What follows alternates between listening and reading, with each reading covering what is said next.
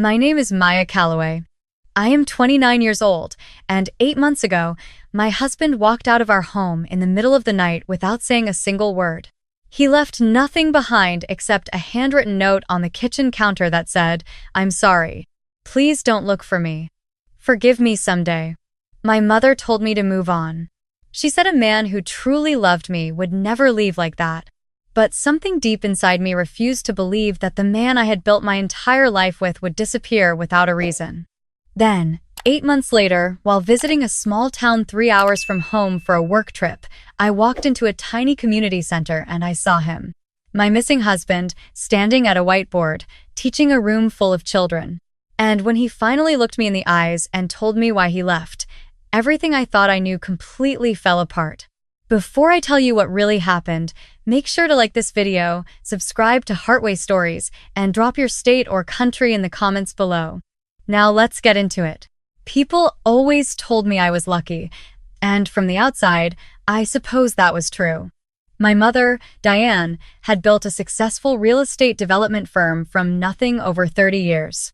By the time I was in college, the Calloway name meant something in our city. It meant money, connections, and expectations. I grew up understanding that every decision I made would either protect or damage what my mother had spent her life building. I felt that weight every single day. My husband, Daniel, came from a completely different world. He grew up in a small town in Tennessee, the son of a retired firefighter and a school librarian. He put himself through college working 2 jobs. When I met him at a mutual friend's birthday dinner, he was 28 years old, teaching 5th grade at a public school on the south side of the city. He wore a slightly wrinkled button-down shirt and talked about his students like they were the most important people in the world. I had never met anyone like him. My mother met him 3 weeks after we started dating. I still remember the look on her face when I told her what he did for a living. She smiled politely across the dinner table, but later that night she pulled me aside in the hallway and said very quietly, "Maya, he's sweet. But is this really the path you want?" I told her yes. She nodded slowly and said nothing else. But I could feel the disapproval radiating off her like heat. Daniel and I got married 2 years later. It was a small ceremony, his choice, and honestly mine too. We didn't need a grand event. We needed each other.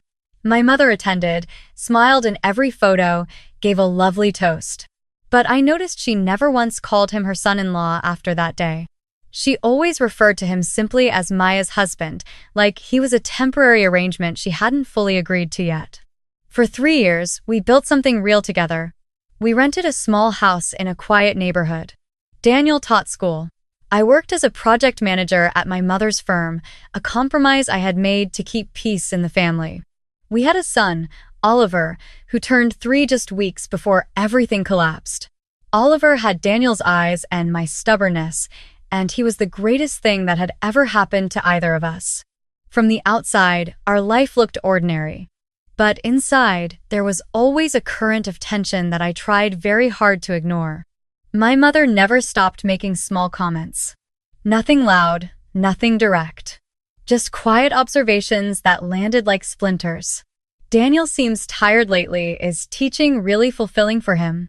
Or, "Oliver's preschool is good, but have you thought about the private school on Meridian?" Of course, the tuition is significant on a teacher's salary. She never shouted. She never insulted him to his face. She was far too strategic for that. But the message was always the same: he is not enough. Daniel never complained to me about it. He was patient in a way that I didn't fully appreciate at the time. He would come home from a long day, help Oliver with dinner, read him 3 bedtime stories, and then sit beside me on the couch and ask about my day. He made everything feel manageable. I leaned on that so heavily that I stopped noticing how tired he looked underneath his smile. The night everything changed, I was away. My mother had asked me to fly to Atlanta for a 2-day conference with a potential business partner. I kissed Daniel and Oliver goodbye on a Thursday morning, promised I'd bring Oliver back a stuffed animal from the airport, and boarded my flight without any sense that I was leaving my life behind. I came home Saturday afternoon to a house that felt wrong the moment I opened the front door. The toys in the hallway were still there. The coffee mug Daniel always left on the counter was still there, half-rinsed, but the house was silent in a way it never was. Oliver's small sneakers were missing from the mat by the door. The car seat was gone from the hall closet. I found the note on the kitchen counter. A single sheet of paper in Daniel's handwriting. "I'm sorry, please don't look for me. Forgive me someday." My legs stopped working. I sat down on the kitchen floor and stayed there for I don't know how long. I called his phone 17 times. Straight to voicemail. I called his sister in Nashville. She sounded genuinely confused and told me she hadn't heard from him. I called his closest friend, Marcus. Nothing. By 9 o'clock that night, my mother had arrived. I hadn't called her. I think the neighbor must have seen me sitting on the front steps and said something. She walked in, surveyed the kitchen, picked up the note, and read it carefully. Then she set it back down and said, "I'll call my attorney in the morning." I stared at her. "What?" "For the divorce proceedings," she said, "you'll want to move quickly on custody." "He has our son," I said. My voice didn't even sound like mine. "I don't know where they are." My mother sat across from me and folded her hands. "Men like Daniel don't disappear without a plan, Maya. He's probably gone back home to Tennessee. You'll find Oliver. And when you do, you need to be ready to protect yourself legally." "He would never hurt Oliver," I said immediately. "I'm not saying he would hurt him. I'm saying you don't know this man as well as you thought you did." Those words settled into my chest like stones. But I couldn't accept them. Because I did know him. I knew that he checked the locks twice every night before bed. I knew that he cut Oliver's grapes in quarters because he had read an article about choking hazards. I knew that he cried quietly at the end of sad movies and pretended he had something in his eye. A man like that does not simply vanish without a reason that makes sense to him. So I didn't file for divorce. I didn't call an attorney. I hired a private investigator 3 weeks after Daniel disappeared, using money from my own savings account, not the firm's, not my mother's. My mother thought I was being emotional. She stopped mentioning it after a while. She shifted her energy towards suggesting I get back out there and introducing me to colleagues and acquaintances she thought were better matches. I smiled and nodded and kept paying the investigator. The PI found traces. Daniel had withdrawn cash from an ATM in Knoxville 2 days after he left. Then another withdrawal in a small town called Callaway Creek, not related to my family name, just a coincidence that made me feel strange in eastern Tennessee. Then nothing. The trail went cold. 8 months passed. I learned to function. I went to work. I came home to a house where Oliver's absence was a physical ache in every room. I kept his toys exactly where they were. I did not redecorate. I did not donate anything. I left his little rain boots by the front door. I told myself every single day that I would find them. Then my company sent me to a small town in eastern Tennessee for a site evaluation. A potential land acquisition my mother's firm was considering. It was supposed to be a 2-day trip.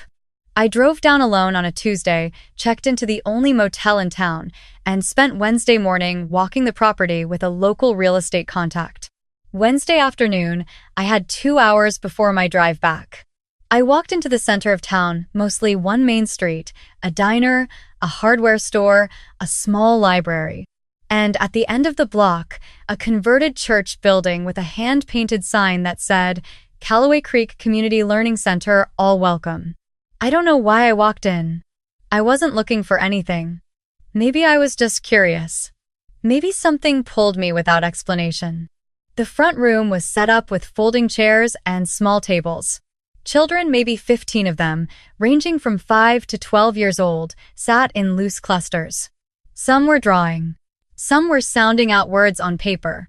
And at the front of the room, standing at a whiteboard with a blue marker in his hand, was my husband. He had a beard now. His hair was longer. He was thinner than I remembered. He wore a plain gray t-shirt and worn jeans, and he was laughing at something a little girl had said, leaning down to her level to look at her paper. My body stopped. Everything in me went completely still. He turned slightly to write something on the board, and that's when he saw me. The marker dropped from his hand. The color left his face so quickly it frightened me. He straightened slowly, and for one long moment, we just stared at each other across that room full of children. A small voice broke the silence. "Mama." I looked down.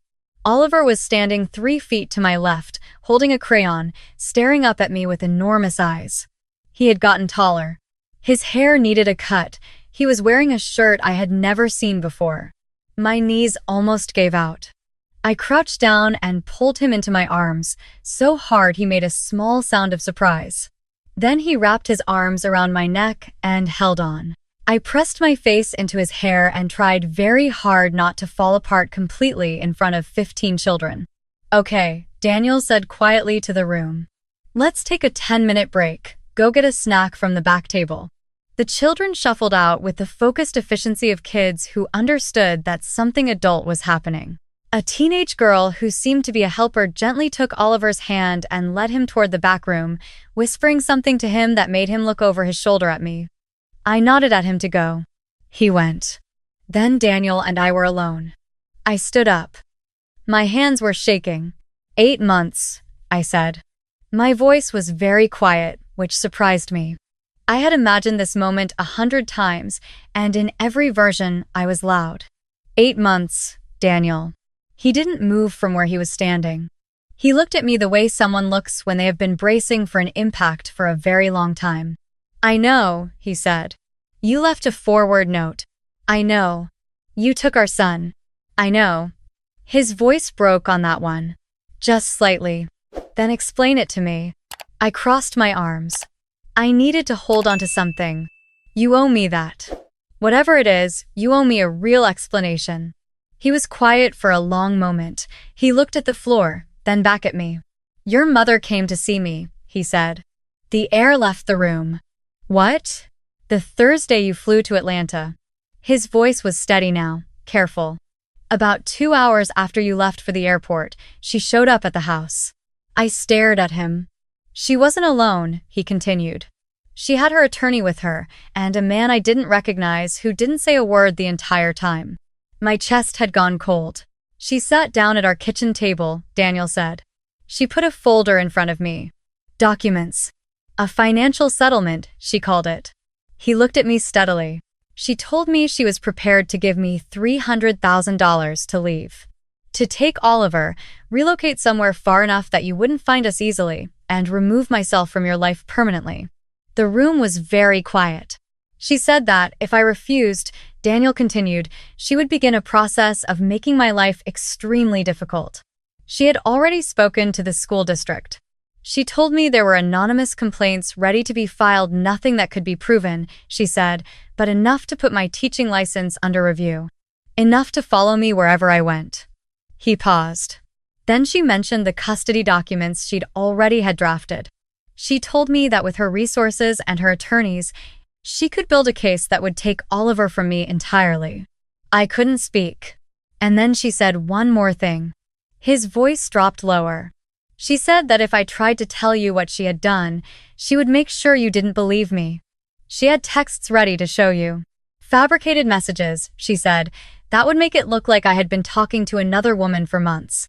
She told me you'd be devastated, and in that devastation, you'd sign whatever she put in front of you. The walls of the small room felt like they were pressing inward. "So you just left." My voice came out barely above a whisper. "I thought." He stopped, took a breath, started again. "I thought that if I disappeared quietly, she would leave you alone. I thought that if I fought it, I would lose. I didn't have her resources. I didn't have attorneys on retainer. I had a teacher's salary and a used car, and I was terrified of what she could do to Oliver's life if I made her angry." He looked at me directly. "I was wrong. I know that now. I was wrong to leave without telling you the truth. I was wrong about all of it. But I was scared, Maya, and I didn't know what else to do.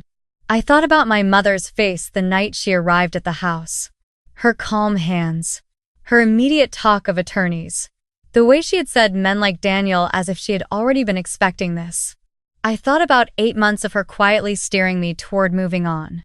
8 months of her suggesting I reconsider the Meridian preschool for when Oliver came back. She always added gently, 8 months of her being perfectly, patiently present in a way that should have felt like comfort but now felt like something else entirely. "Where did you get the money?" I asked. "She offered you 300,000. Did you take it?" "No." He said it without hesitation. "I took $2,000 from our savings. I will pay every dollar back," and I drove. "I taught here because the community center needed someone and it costs nothing to help. I've been living on almost nothing." He looked around the small room. "I've been applying for any teaching position that was hiring. I was going to get stable enough to contact you. I was working up to it. I didn't know how to tell you what she had done without you either not believing me or being destroyed by it." I pressed my hand flat against my sternum because my heart was beating so hard it felt structural. "Oliver is okay?" I asked. My voice cracked. "He's okay." Daniel nodded. "He asks about you every day. I told him you were working very hard and that you loved him more than anything." His eyes were wet. "I'm so sorry, Maya." "I know, sorry is nowhere near enough. I know that." I stood there for a long moment in that small converted church, with the sound of children's voices drifting faintly from the back room, and I thought about my mother. I thought about the woman who had raised me alone after my father left, who had worked brutally hard for everything she had, who had told me my entire life that love was important but security was essential, who had watched me choose Daniel and had never once said "I'm happy for you." I thought about the fact that she had sat across from me for 8 months, watching me grieve, and had said nothing. Something shifted inside me, something firm and quiet and irreversible. "Stay here," I said to Daniel. "Don't go anywhere." I walked to the back room and spent 20 minutes sitting on the floor with Oliver, letting him show me a drawing he had made of our old house. He had drawn a figure with long hair in the window, me, waiting. I held that drawing and breathed carefully until I was steady. Then I made several phone calls. My mother hosted her quarterly firm dinner 2 weeks later. It was something she did every season. 40 or 50 guests, business partners, city council members, community leaders. A formal sit-down event at the private dining room she rented for exactly this purpose. She had been doing it for 15 years. It was, in her words, the most important networking event on her calendar. She called me the day before to confirm I was coming. I told her yes. I also told her I had something I wanted to share with the group, a personal update. She sounded pleased. She assumed, I imagine, that I was finally ready to announce that I had moved on. I walked into that room in a black dress, my hair down, Oliver's drawing folded carefully in my bag. My mother stood near the entrance greeting guests. When she saw me, she smiled the specific, warm, practiced smile she used at events like this. "You look wonderful," she said, squeezing my arm. "I'm so glad you're here." I smiled back. "Me too." I waited until the main course was being cleared. My mother was mid-conversation with 2 city council members when I stood up from my seat. The room quieted the way rooms do when someone stands with intention. "I'm sorry to interrupt," I said, "but I'd like to say something, if everyone will allow me a moment." My mother looked at me from across the table. She was smiling still, but something behind her eyes had gone very still. 8 months ago," I said, "my husband left in the middle of the night. Most of you know that. Many of you sent flowers or kind messages, and I appreciated every one of them." I paused. What I didn't know then, what I only recently found out, was why he left. The room had gone completely quiet. He left because my mother went to our home while I was away and gave him an ultimatum. She offered him money to disappear. She threatened his career. She threatened to fabricate evidence to make me believe he had been unfaithful. I kept my voice level. She did this without my knowledge, without my consent, and while I spent 8 months believing that the man I loved had simply abandoned me, not a single fork moved. My mother set down her water glass very carefully. "Maya." Her voice was a warning. "I have documentation," I said. My husband kept her attorney's business card from that morning. I had a handwriting analyst confirm the letter she sent to the school district. And there is a witness, the man she brought with her, who has since provided a written statement because, as it turns out, he has a conscience. The silence in the room had weight to it now. One of the city council members, a woman named Patricia, who had known my mother for 20 years, slowly set her napkin on the table. "My mother built an incredible company," I said. "She worked harder than almost anyone I know, and I respect that profoundly. But she used that power to dismantle my marriage and separate me from my son for 8 months because she decided my husband wasn't good enough." I looked at her directly across all those white tablecloths and candle holders. "And I need the people in this room, the people who trust her, who do business with her, who call her a friend, to know who made that decision." My mother's face had become very composed, too composed. "I won't be returning to the firm," I said. "And I won't be at the next quarterly dinner." I picked up my bag. I set Oliver's drawing on the table in front of me, the one with the figure in the window, and I left it there. Then I walked out. The drive was 3 hours. I had done it enough times in the past 2 weeks that I knew exactly where the road curved and where the cell service dropped and where the little gas station appeared out of nowhere with the good coffee. Daniel was waiting outside the community center when I pulled up. He had Oliver on his hip. Oliver had apparently refused to go to bed until I arrived, which Daniel reported with a helpless sort of smile that I had not seen on his face in a very long time. I got out of the car. Oliver reached for me immediately and I took him, burying my face in his neck, breathing him in. Over his small shoulder, I looked at Daniel. He looked back at me. The beard was still there. The tiredness around his eyes hadn't fully disappeared, probably wouldn't for a while. But he was looking at me the way he used to look at me across our kitchen table on Sunday mornings, like the rest of the world was just background noise. "How did it go?" he asked quietly. "About how I expected," I said. He nodded slowly. "Are you okay?" I thought about it honestly. "I will be." He reached out and tucked a piece of hair behind my ear, the same way he had done 10,000 times before, as if 8 months and 300 miles and everything in between had not happened at all. We didn't go back to the city right away. We stayed in Callaway Creek for another 2 weeks while I sorted the practical things, the paperwork, the calls, the difficult conversations. Daniel finished out the month at the learning center because he had made a promise to the children, and he was not the kind of man who broke promises, even small ones. The director of the center, a 70-year-old woman named Ruth, who had apparently fed Daniel soup twice a week all winter, hugged him goodbye for a long time and told him he was welcome back whenever he wanted. He thanked her, and I could see that he meant it. My mother called me 4 times in the days after the dinner. I let the calls go to voicemail. Her attorney sent a letter. My attorney responded. These things take time, and I had learned, over 8 months, how to be patient. What she did not anticipate, what I think she genuinely could not imagine, was that I was not the version of her daughter who needed the Callaway name to feel like enough. I had spent 3 years trying to hold 2 worlds together, and I had finally understood that one of them had never wanted to be held.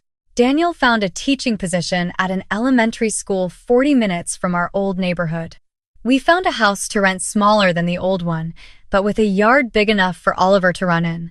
Oliver started at a new preschool and within 2 weeks had appointed himself best friends with a boy named Theo who shared his passion for fire trucks. I started consulting independently, using everything my mother had taught me about the industry, but on my own terms, for my own clients, with my own name. Some evenings, after Oliver was asleep, Daniel and I sat on the back porch and didn't say very much. We were still finding our way back to each other, still learning how to exist in the same space again without tiptoeing around all the things we had been through. It was not simple, it was not fast. Real things rarely are. But one night, he reached over and took my hand in the dark, and I thought about the man who had memorized the way I took my coffee and showed up with it every morning without being asked. The man who had taught my son how to identify different types of clouds. The man who had chosen, when given an impossible choice, to sacrifice himself rather than let anyone hurt the people he loved. My mother had called him ordinary. She had called him a man without a future worth investing in. She had been looking at entirely the wrong things.